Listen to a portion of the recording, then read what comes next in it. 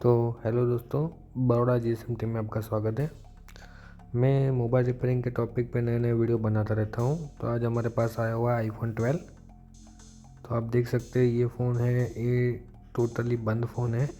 हमारे पास कस्टमर्स को date condition में देकर गया है।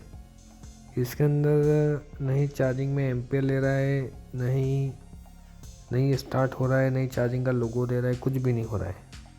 तो पहले मैं इसको ओपन कर लेता हूँ और चेक करते हैं डीसी मशीन में कि इसका क्या रिज़ल्ट मिलता है।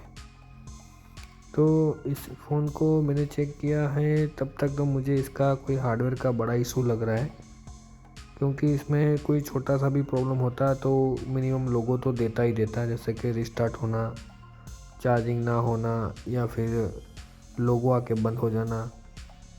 ठीक है, तो इसके अंदर कोई बड़ा इशू है जो बिना खोले हम चेक नहीं कर पाएंगे। कस्टमर एक दुकान वाला ही है, तो वो ओपन करके डिस्प्ले निकाल के हमको देकर गया है। तो बाकी का जो है मदरबोर्ड निकालने का प्रोसेस हमको करना है और चेक करना है इसके अंदर क्या दिक्कत है।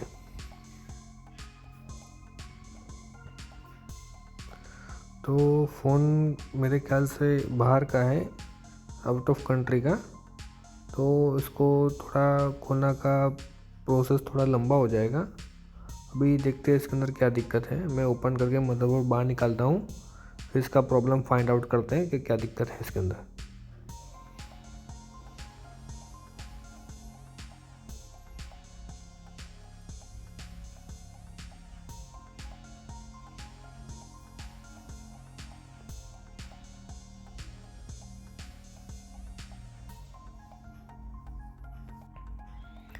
तो ये जो कैमरा है उसको प्रोटेक्ट करना बहुत ज़रूरी है। तो इसको हम, ये जो पेपर टेप आती है उससे हम इसको प्रोटेक्शन ही रखेंगे, बिकॉज इसका जो डॉट प्रोजेक्टर होता है वो ख़राब हो जाता है। इसका हम ध्यान रखेंगे। फिर बाकी सारे जो इनके जो केबल लगे वो भी हम बहुत संभाल के, कहीं पे उसका ट्यूज़र ना चुभ जाए उसको ध्यान रखेंगे। अभी जो है ये जो फ़ोन है ये मेरे ख्याल से वाईफाई जो 5G वाला आता है वो वाला मॉडल है। तो ये जो मदरबोर्ड के पीछे के साइड भी इसका कनेक्शन होता है, तो हमको डिसकनेक्ट करना पड़ेगा, क्योंकि ज़्यादातर आउट ऑफ कंट्री के जो फ़ोन होते हैं उनमें 5G वाईफाई दिया होता है, तो पीछे के साइड उसका एंटीना लगा होता है, तो वो हमको डिसकनेक्ट करना पड़ेगा।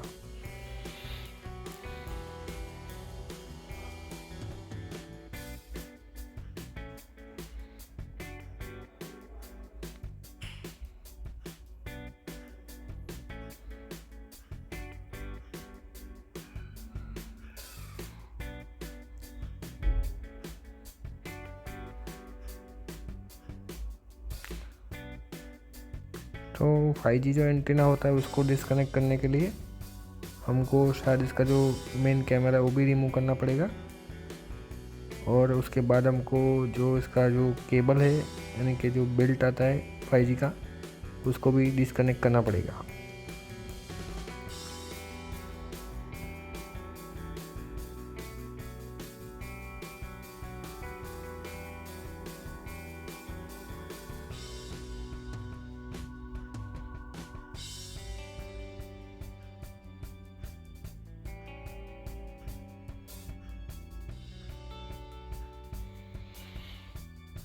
तो दोस्तों हमने कैमरा रिमूव कर लिया है। अभी आप देख सकते हो इसके साथ इस तरह से कनेक्टेड बेल्ट होता है। तो इसको हमको डिसरोटरिंग करके इसको रिमूव करना पड़ेगा। ये है, ये 5G एंटीना है इसका, तो इसको डिस्कनेक्ट करना पड़ता है, इसके बिना ये मदरबोर्ड को सिंगल नहीं करने देगा।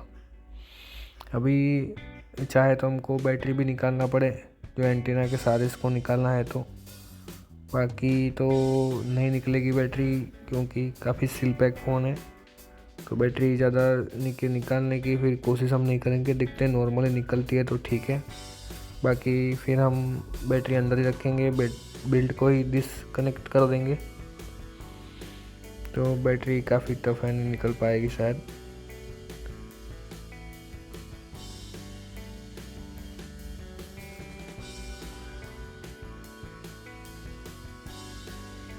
ऐसे भी हमको बैटरी नहीं निकालनी है, हमको खाली जो फ़ोन है वो ही स्टार्ट करना है।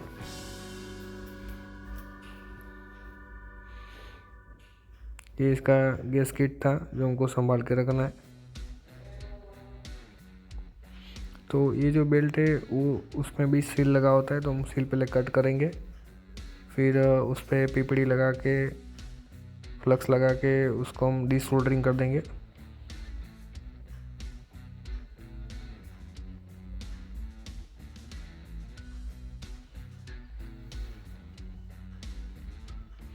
बाकी का सब जो सामान है उनको संभाल के रखना पड़ेगा, कोई भी स्क्रू मिस ना हो जाए, या फिर इसके जो कंपोनेंट्स वगैरह हमने जो निकाले, कैमरा फेस आईडी वगैरह, वो मिक्स ना हो जाए, वो ध्यान रखना पड़ेगा। और कैमरा लेंस भी हमको प्रोटेक्शन करने पड़ेंगे, तो हम हर सारी चीज़ का ध्यान रखेंगे। अभी जो है हम फ़ोन के अंदर क्या दिक्कत है वो चेक कर लेते हैं।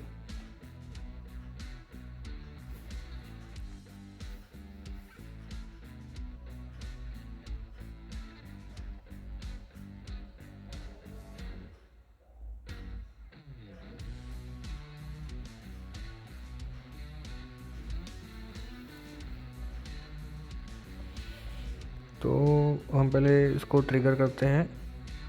तो ट्रिगर करने से हमको ये मालूम पड़ रहा है कि ये जैसे ही हम ट्रिगर कर रहे हैं तो ये 300 पे जाके स्टक हो रहा है, यानी कि हाई बूटिंग ले रहा है। तो हाई बूटिंग का सॉल्यूशन करना पड़ेगा। तो हाई बूटिंग के लिए जिसका जो लेयर है वो भी शायद डिसमेंटल करना पड़े। तो पहले हम चेक करेंगे कौन से एरिया में ये ज़्यादा हीटिंग हो रहा है, तो उसके लिए हमको थर्मल की मदद लेनी पड़ेगी।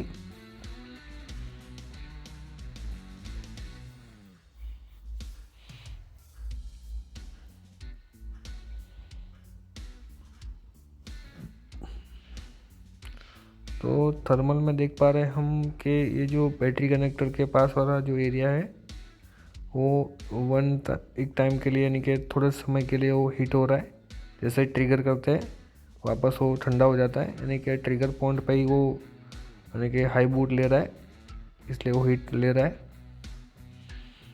मैंने कम से कम 3 या 4 बार इसको टेस्ट किया है, तो उसका जो हाई बूटिंग है वो लेयर के अंदर से ही है ऐसा मुझे लग रहा है। ऐसे ऊपर से तो कुछ भी हीट हो रहा है ऐसा मुझे नहीं लग रहा है।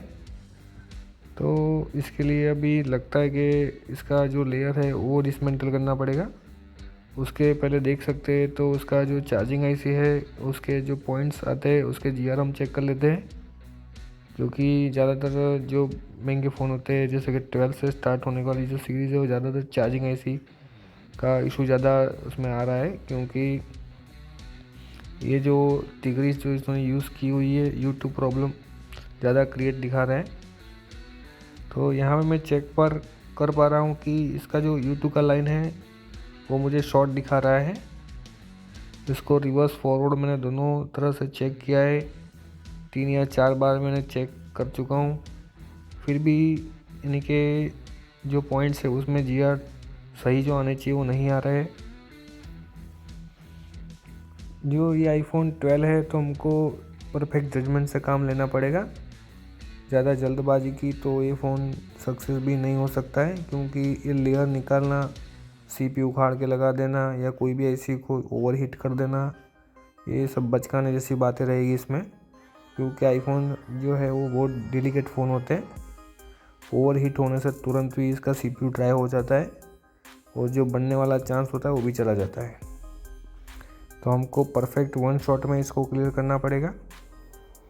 तो मैंने जो चार्जिंग आईसी है उसके जीआर चेक कर लिए है, तो मुझे जो इसकी जो लेयर निकालनी पड़ेगी, उसके बाद जो चार्जिंग आईसी का एरिया है वो भी चेक करना पड़ेगा।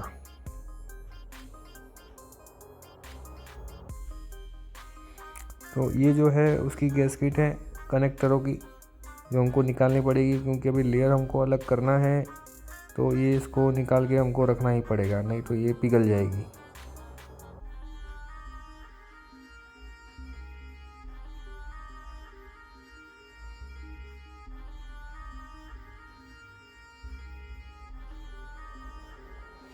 ये जो प्लास्टिक है यहाँ पे सील किया हुआ है, पहले हम इसको नहीं निकालेंगे, पहले हम लेयर ही अलग करेंगे, देखते हैं उसके बाद इसका क्या करना है। ये जो लेयर अलग करने से पहले ये पहले प्लास्टिक निकालना पड़ेगा आपको। बाकी कंडीशन जितनी हो सके आप उसकी फ्रेश रखना, क्योंकि ज़्यादातर जो आईफोन है वो बहुत ही सेंसिटिव होते हैं। और ये सारी जो गैस्केट आप निकाल रहे हो जो आईफोन रिपेयरिंग करने से पहले, तो उसको आपको वापस लगानी चाहिए, क्योंकि वो ज़्यादा अच्छा होता है आईफोन के लिए, क्योंकि उसमें वाटर प्रूफिंग का चांस ज़्यादा हो जाता है। ठीक है, आईफोन की कंडीशन एकदम फ्रेश पीस है, आप देख सकते हो, अनटच कंडीशन है, फर्स्ट टाइम शायद रिपेयरिंग है। तो सारा सामान मैंने सही जगह पे रख दिया है। अब इसको हम डिसमेंटल करेंगे। ये है WL का प्री हीटर जो मैंने अभी नया मंगवाया हुआ है। और सबसे ज़्यादा फ़ोन जो है वो 12 और 13 के ही जो फर्स्ट मॉडल होता है उसमें दिक्कत सबसे ज़्यादा आती है। बाकी प्रो मैक्स में बहुत कम मैंने दिक्कत देखी हुई है। तो इसका लेयर अलग करने से पहले इसमें मैं बीच में हमेशा स्क्रू लगा देता हूँ। तो स्क्रू को ही पकड़ के मैं लेयर अलग करता हूँ।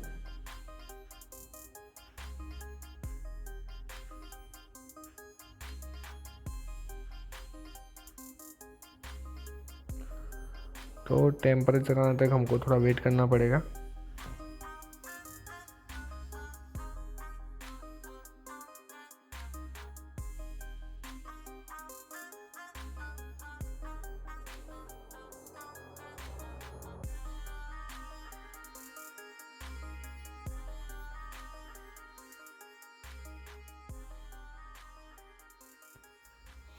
तो ये जो WL का प्री हीटर है, मैंने उसका जो टेम्परेचर है वो 200 रखा हुआ है।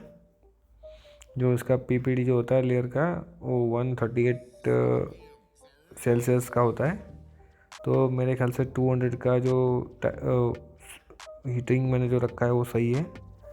उसमें जो लेयर है वो परफेक्टली डिसमेंटल हो जाता है। ज़्यादा उसको ओवर हीट करेंगे तो उसकी कोई भी IC भी ड्राई हो सकती है, डाउन बोर्ड भी ख़राब हो सकता है। तो ज़्यादा हमको हीट नहीं रखनी है। हम जो रखेंगे 200 ही रखेंगे, हम उससे ज़्यादा नहीं रख सकते।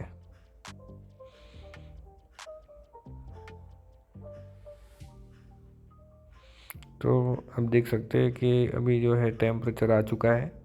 तो हम देखेंगे कि टेम्परेचर सही से आ रहा है, तो इसको हम डिसमेंटल कर देते हैं। तो टेम्परेचर जो है 170 180 तक तो नहीं डिसमेंटल करने देगा।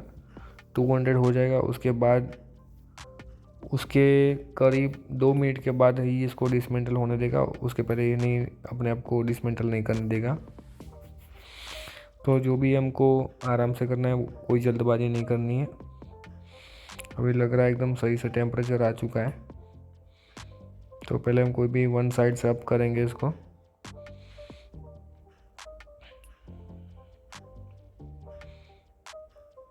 तो इस तरह से ट्वीज़र की मदद से आपको दोनों साइड प्रेस करके धीरे से इसको इस तरह से डिसमेंटल करना है। और जैसा ही डिसमेंटल हो जाए आपको प्री हीटर हटा देना है।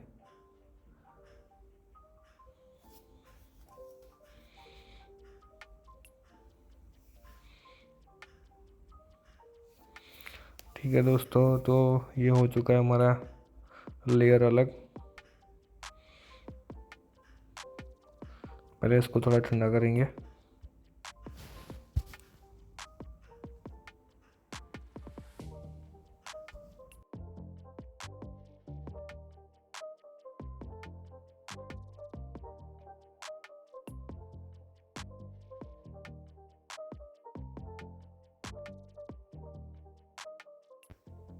तो अभी हम चेक करेंगे थर्मल की मदद से कि कौन सा पार्ट्स इसका हीटिंग हो रहा था, क्योंकि जो लेयर के अंदर शॉर्टिंग था उनको देखना पड़ेगा। डायरेक्ट हम किसी चीज़ पे काम नहीं करेंगे।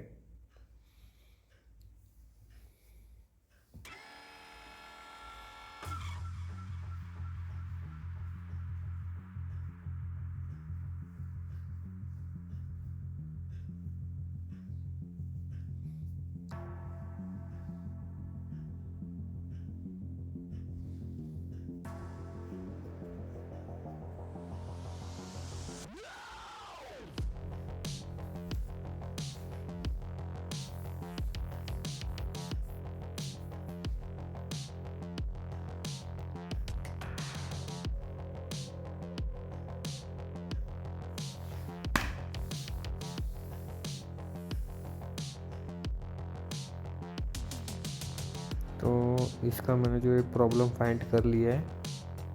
अब मैं आपको दिखाता हूँ। आप देख सकते हैं कि इसके अंदर जो है, आप देख रहे हैं कि देखो कि जो इसका बूट आईसी है वो एक ऊपर के साइड छोटी सी आईसी है वो गर्म हो रही है, और इसका जो मेन है ये आप देख सकते हैं, इसका जो चार्जिंग आईसी है वो भी हल्का सा हीट हो रहा है।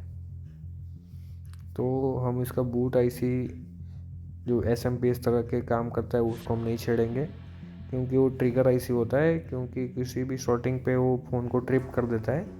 तो हम सबसे पहले जो इसका चार्जिंग आईसी है वही रिप्लेस करेंगे। बाकी कुछ भी जो गर्म हो रहा है उसको बिल्कुल हम नहीं छेड़ेंगे, क्योंकि जो चार्जिंग आईसी होता है वही वीपीएच पावर बनाता है, वीपैट बनाता है। ठीक है, वीपैट क्रिएट करता है उसमें से। तो सबसे पहले हम इसका जो है वो चार्जिंग आईसी ही रिप्लेस करेंगे। तो अब देख सकते हैं इसका जो चार्जिंग आईसी है, ये जो शॉर्टिंग वाला आईसी था ये बूट आईसी है, और ये चार्जिंग आईसी है। तो सबसे पहले हमको ये चार्जिंग आईसी रिप्लेस करके देखना चाहिए, ऐसा मुझे लग रहा है।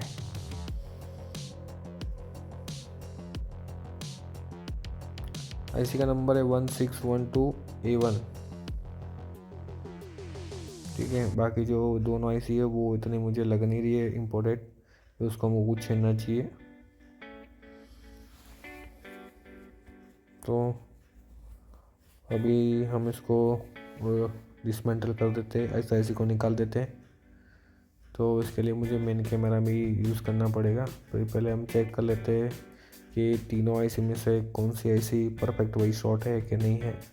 तो उसके ऊपर हम रोज़िन लगा देंगे, क्योंकि ऐसे ही तुक्के से हम उसको निकाल देंगे तो प्रॉब्लम हो सकता है।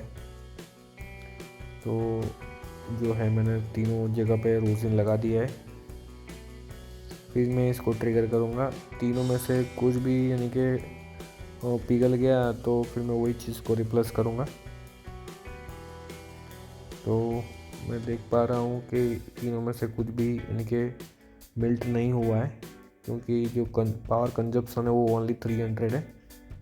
तो इसका जो ट्रिगरीस है चार्जिंग आईसी U2 जो बोलते हैं, वही मुझे शॉर्टिंग लग रहा है। क्यों देखो, आप देख सकते हो मैंने ट्रिगर किया बट कुछ भी मेल्टिंग नहीं हुआ है। वही चार्जिंग आईसी का दिक्कत मुझे लग रहा है। तो चलते हैं कैमरे के अंदर। ये इसका चार्जिंग आईसी है, आप देख सकते हैं।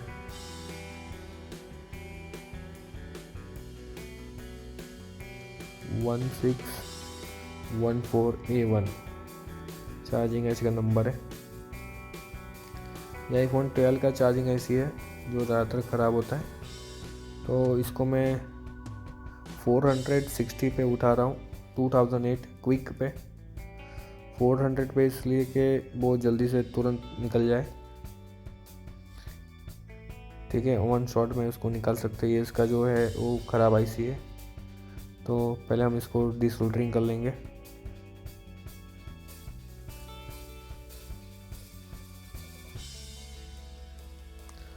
तो ये जो आईफोन होता है उनके अंदर बहुत ज़्यादा कंपोनेंट्स लगे होते हैं, तो हमको बहुत आराम से है इसको क्लीन करना है। आजू बाजू के जो कंपोनेंट्स है जो नज़दीक वाले, उनको कोई दिक्कत ना हो जाए, वो उसका हमको ध्यान रखना है। ठीक है, इसको हमारा पीपीडी टच ना हो जाए, या डिसोल्डरिंग वायर से टच होके फिर वो भी साथ में कंपोनेंट्स निकल के ना आ जाए, उसका हमको ध्यान रखना पड़ेगा। ज़्यादातर जो नए टेक्नीशियन होते हैं वो यही दिक्कत करते हैं कि ओवर हीट कर डालते हैं पूरा मदरबोर्ड, कंपोनेंट सब हिला देते हैं, तो फिर दूसरे कारीगर भी कुछ भी नहीं कर पाते। इस स्वैपिंग का खर्चा जो है वो कस्टमर को नहीं परवड़ता है। तो जो बंदे नए हैं वो प्रैक्टिस करें ख़राब बोर्ड पे, फिर कुछ काम जो है साफ़ वाला काम पकड़े, तो दूसरे भाइयों को भी चांस मिले। तो इस तरह से इसको क्लीन करना है। ये सही तरीके से डिसोल्डरिंग हो चुका है। अब हम इसके अंदर, ये पुरानी आईसी है मेरी और ये नई आईसी में लाया हूँ परचेस करके, उसको मैंने रीडेवलप कर दिया है। अब हम इसको लगाएंगे इसके अंदर। ये पुरानी आईसी है, आप देख पा रहे हो। जो पूरा नहीं ऐसे, ये ओरिजिनल है, ये मैं मार्केट के लेके आया हूँ। ठीक है, ये अभी हम यहाँ पे लगा देंगे।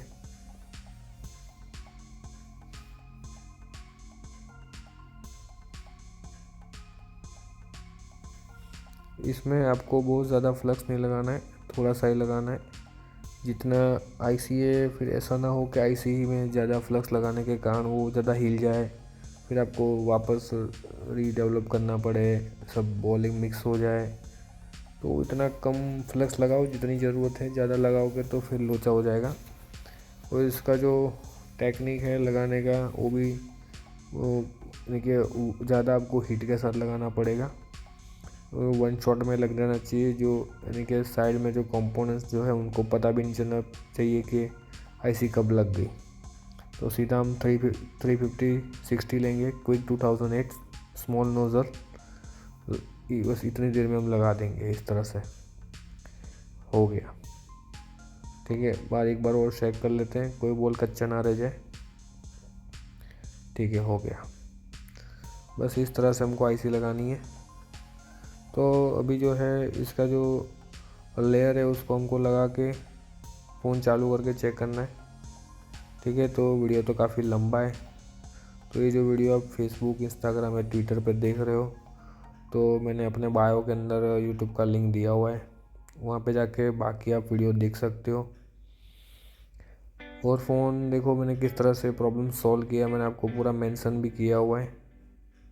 आप वो वीडियो में से कुछ सीख सकते हो, तो आप अपने आप को ग्रो कर पाओगे। तो पूरा वीडियो आप ध्यान से देखना कि किस तरह से मैंने ये प्रॉब्लम सॉल्व किया, फाइंड भी मैंने किया, आपको करके भी दिखाया। तो इस तरह से आप और वीडियो देखना चाहते हो तो मेरी जो चैनल है उसको लाइक सब्सक्राइब करना मत भूलना। मैं और नए अलग अलग फ़ोनों का पूरा मेंशन के साथ वीडियो डालूँगा। जितना लाइक और सब्सक्राइब बढ़ते जाएंगे उतना ज़्यादा वीडियो डालता ही जाऊँगा। ठीक है, क्योंकि ये मुझे काम जो है वो करना अच्छा लगता है, और जो पूरा एक्सप्लेन करना भी मुझे अच्छा लगता है। तो थैंक यू गाइस, मिलते हैं नेक्स्ट वीडियो में। Thank you so much.